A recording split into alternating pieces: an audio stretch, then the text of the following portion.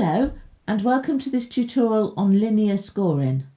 This tutorial is aimed at existing scorers who want to convert their current skills into a different format of scoring. We're not going to talk laws of cricket, we're not going to talk how to score from the beginning, but really just how to convert that into a linear method.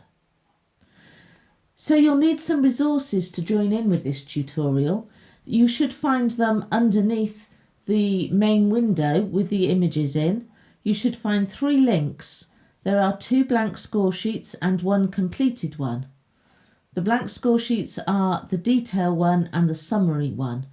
We're going to be using the detail one mainly today, but we're also going to be using the completed one, which is a sample. It's a sample of a game between Warwickshire and Worcestershire. And I'm going to be looking at that one today and describing what you can see in that one. So if you can download that one and follow me through, that would be really useful. So a linear detail sheet is a worksheet. It doesn't contain all the information that you would find in a traditional scorebook. If you want the rest of that information, then you need to complete a summary sheet as well as the detail sheet. But the summary sheet is really easy to follow. It's got things like the batsman's name, how out, how many runs, and the bowling summary. Things you're familiar with from the traditional box style book.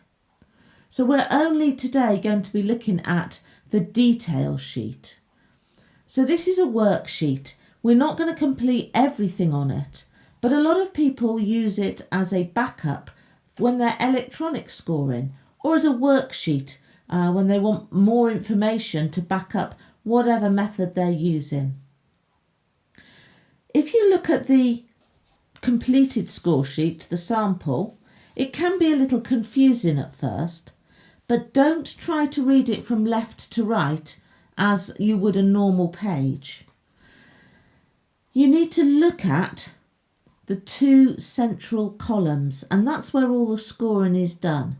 So underneath the heading that says batsman, you will find 2 further columns, one that's called scoreboard left and one that's scoreboard right. And that's where all the scoring is done, and that's where we're going to start looking at today. So when you start scoring, we use the first line for the headings. And that's where we write the batsman's name and the bowler's name. The opening batsman, the one who takes the first ball, goes into scoreboard left, and the non-striking opener goes into scoreboard right. And those headings are there because that's how it would look if you were looking at a traditional scoreboard. You'd see one batsman on the left, that's normally the first batsman or the opener, and the batsman on the right side of the scoreboard would be the non-striking opener. So I'm going to write those titles in on my blank score sheet now, using the same names that we've got in the sample game.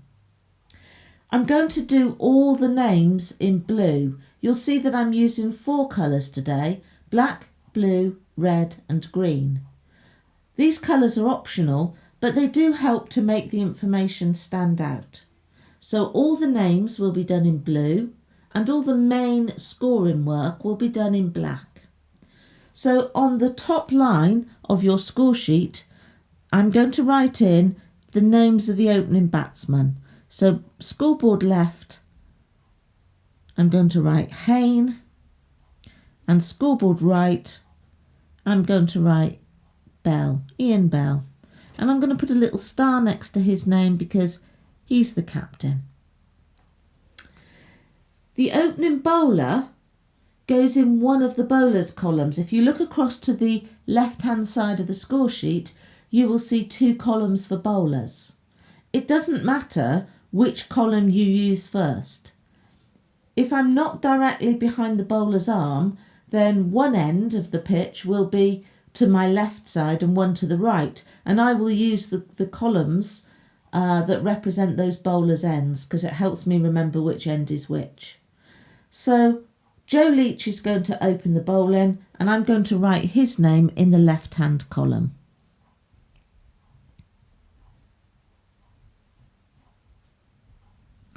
Okay, that's a change of bowler from our sample score sheet. You'll find Joe was the first change bowler on that one. When you're ready to start play, we will write the first over as over number 1 on the second line of the score sheet. So underneath the headings, I'm going to write 1 in the over. You can also write a time if you want in the time column. Times aren't essential, but they really help when looking back to find out when events happened. So if the first ball's bowled at 11 o'clock, I'm going to write in 11 a.m. or 11.00 in the time. Now, before we write any more, let's have a look again at the completed score sheet. In the 2 central columns, headed scoring under each of the batsmen, if you look at the first line, each line represents 1 over, unless a wicket falls, and we'll have more details on that later. So if you look at the first line on the sample score sheet, you'll see that Hayne faced a wide, a 2, a 4 and then a 1. Now as soon as he scored a single, Ian Bell came on strike. So the next delivery, which was also a single, is under Ian Bell's name, and you'll see a gap before that single, which is roughly the size of the wide and the 2 and the 4 and the 1 from Hayne's box. So with Bell scoring a single, the strike goes back to Hayne, and we've got the last 2 deliveries, a 4 and a dot under Hayne. So if you were to take the 2 scoring boxes from Hayne and Bell and superimpose one over the other, you should get one box that reads sequentially, horizontally from left to right. That would be the sequence that the over happened in. So you need to leave appropriate gaps in order for that to happen. All the rest of the information around the score sheet is completed either when a wicket falls or at the end of the over. So we only use those 2 columns while we're scoring. Okay, so let's actually score an over. All the notation that we use on our linear score sheet is the same that you would use on a traditional box style book. So we're going to use dots and numerals and whatever symbols you use for extras. So no new symbols, they're just in a slightly different place. So our over is going to go dot 1. So I start that for Hayne at the left side of the box, a dot and a single. Because of the single, Ian Bell is now on strike. So the next deliveries go for 2 and 3. So I leave a gap under Bell's scoring section, roughly where the dot 1 would have gone, and write 2 and 3. We have an odd number of runs again, so therefore the strike goes back to Hayne for the last 2 deliveries. He's going to hit a boundary 4 and then a dot. And you can see that the scoring happens really quickly because we only make 1 entry. Normally, I would have had to write the boundary 4 in the batting section and the bowling section and crossed it off a tally. But I'm only writing it in one place. And with a linear sheet, there is no tally. All the adding up and the totals come at the end of the over. It's the end of the over now, so let's do that adding up. I'm going to move across to the right side of my score sheet and I'm going to add up all those runs. So 4, 5, 6, 7, 8, 9, 10. Total score is 10. There are no wickets, so I'm going to leave that blank. There were no extras, and all the columns on the right-hand side are for extras, so I'm going to leave those blank. And I'm going to move now across to the left-hand side again, where the bowler's name was. And optionally, you can write in the bowling figures. Some people don't bother with those if this is just a worksheet that's backing up a computer. But I like to write in the actual bowling figures. If you don't bother with the complete bowling figures, it's useful to at least write what number over it is for that bowler. So Joe's figures are 1 over, no maidens, 10 runs and no wickets. And now I can complete the batting section again, because you will see next to each batsman there is a column for individual runs, balls and boundaries. So Hayne has 5 runs off 4 balls and 1 boundary. Ian Bell also has 5 runs, but off 2 balls with no boundaries. So you could write in the 0, but I'm going to leave it blank. So for our second over, you write the over number 2. We're going to write in a time. Let's say that over lasted 3 minutes. So it's 11:03. And we need a new bowler's name. And we're going to have Wayne Parnell bowl in from the other end. You can either write the name on the top row, or if you want to, you could write it on the second line. I usually write mine on the top row because it looks neater. You have all the 4 names of the openers, batsmen and bowlers in a line. So I've written in Wayne Parnell, and now I'm going to score the second over. We're going to have some extras in the second over, just so that we know how to do them. So in this over, there are going to be 3 dot balls to start off with. And we can work out very easily from our linear sheet who's on strike. So our over ended with Hayne facing 4 and a dot, and because it's the end of the over, the strike will revert to Ian Bell. So I'm going to write 3 dot balls against Bell. And then we're going to have 4 byes. So I'm going to do my extras in green. That's optional too, but it helps you to find them again when you're checking. I'm going to write in a triangle, pointing upwards for byes. That's the traditional triangle symbol for byes. But in the notes column, I'm also going to write a 4 and a B so that I can find the extras more easily at the end when I'm checking. I'm then going to have another dot ball, and this time there's a wide. So back to my green pen, and I write in my plus symbol for a wide, and I'm going to put a W in the notes column. You could put the symbol as well in there if you wanted to, but I'm just going to write a W as a wide in there. Now we've had 6 deliveries already, but because of the wide we need another one. But as you can see, I've got quite a lot of room in Ian Bell's box, which is useful to fit the extra balls in. So I can just tag another ball on the end. And it's the end of the over. So this time, when we add up, we've got to add the 4 and the 1 for the wide. 4 byes and a wide added to the total gives us 15. There are still no wickets, but now I've got some extras. So I don't put anything in the extras column until the end of the over. So I'm going to put 4 in the byes, 1 in the wides, and a total of 5 extras altogether. Coming back to the bowling figures, don't forget to write them on the same line as the over was written. So under Parnell's column, but on line for over 2, 1 over, no maidens, 1 run, no wickets. There's nothing to update for Hayne. He hasn't faced any further deliveries. So just update Bell. He's still on 5 runs, but this time you've got to add the 6 deliveries that he faced to the 2 before and give you a total of 8. Don't forget that we don't include wides. So a wide doesn't count as a ball faced by a batsman. Still no boundaries. So this time we're going to have a change of bowler.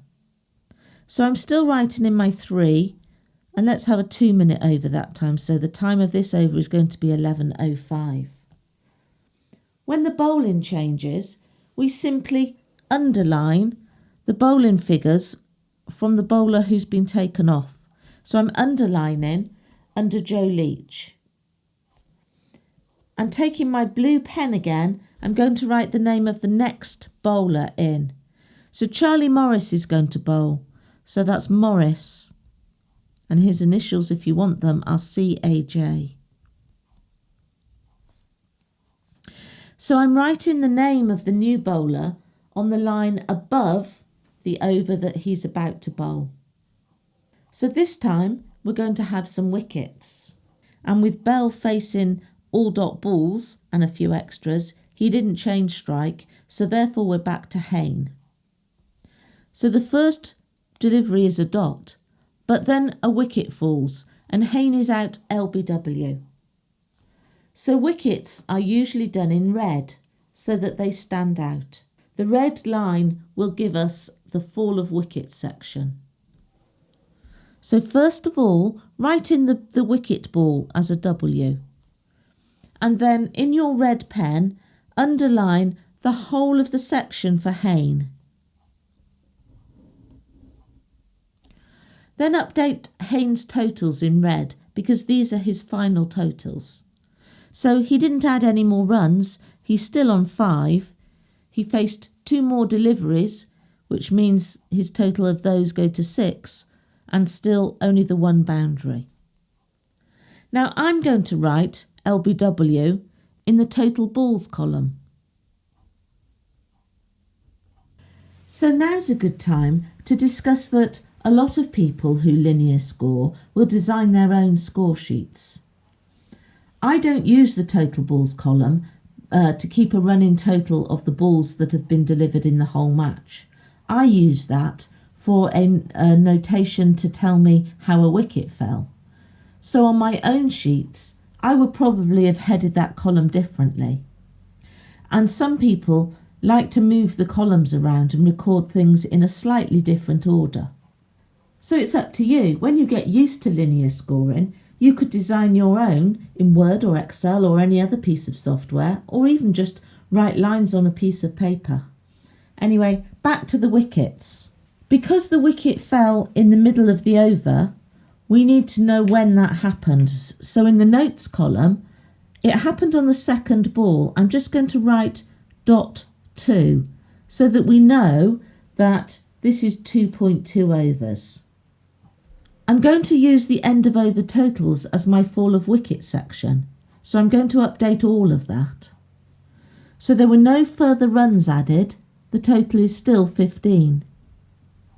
But it's now 1 wicket. And I'm going to bring down all the extras so I have running totals in my fall of wicket section. Back to my blue pen for the new batsman.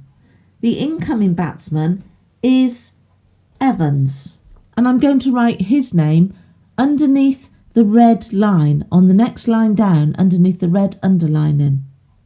So Evans, and his initials are LJ. And when I start scoring, back to my black pen, I'm going to start on the line beneath Evans' name. So with our wicket over, we've already taken up 3 lines. Back across on the left-hand side, I'm going to put a 3 in my over column to remind me this is still over 3, and I'm going to move the time on to 06. So for the next delivery, faced by Evans, I'm going to leave the space for the dot wicket that he didn't face. So our next deliveries are dot and single. That brings us back to Ian Bell on strike. He's going to face a dot ball and then he's going to be caught behind by the wicket keeper. So back to the red pen for a wicket. Write in the W for the wicket. Underline the whole of Ian Bell's section and update his totals. He's also scored 5 runs off 10 deliveries and no boundaries, so I'm going to leave that column blank. And I'm just going to write caught and wicket in the notes column or the total balls column. It is the end of the over, but it's also the fall of wicket section. So I'm going to do 0.6 as my fall of wickets. there was one more run scored since the last wicket, so the total is 16 runs, 2 wickets. No further extras, so I'll bring down the same numbers, 4 byes, 1 wide, and a total of 5. The incoming batsman is Atiq Javed. So on the next line down, under Bell's red underline, I'm going to write Javed. His initial is just A. But I need to do the end of the over. So I'm going to bracket all the lines together that over straddled, which is quite a few lines. And on the last line of it, that's where I'm going to write the bowling figures for Morris. So he's got 1 over, no maidens, 1 run and 2 wickets. And we need to update Evans. In black, not red, because he was the person who was not out. So he's got 1 run off 2 deliveries. Really, that's all there is to linear scoring. Underline bowlers when they change, write in the new names. Underline the batsmen when they're out and use red so that you can see the fall of wickets. You can't run out of room because all you do is add another sheet. You do have to consider when you change sheets. Because you need to bring totals forward, you'll have to write the existing batsmen in at the top of a new sheet and continue their totals across, and that takes a bit of time. So try and do it when a wicket falls, at a drinks interval, or somewhere where you can get a bit of time, even if it wastes a few lines. Now, the one thing that we haven't discussed so far is a maiden. In a traditional box style book, you would draw an M through the dots, or a W if it was a wicket maiden. But if I quickly write in a maiden here to show you, so I'm going to have over number 4. It's going to be faced by Evans and all dots. The simple way to denote a maiden in linear scoring is to underline it. I write M in the margin as well, M and 1, so that I know there's 1 maiden. Sometimes your underlining will have to straddle 2 sections if there were extras involved, but still underline both parts of the over. Sometimes there's a lot to do at the end of the over, especially if a lot of runs have been scored or a wicket has fallen. But don't panic. As long as you've got those central areas recorded, you actually record the scoring as it happens. All the totals can be filled in at a later date. You can catch up mid-over because it really is easy to linear score when you're only making 1 entry per delivery. So give it a go and have a try at this new method of scoring. Thank you for watching.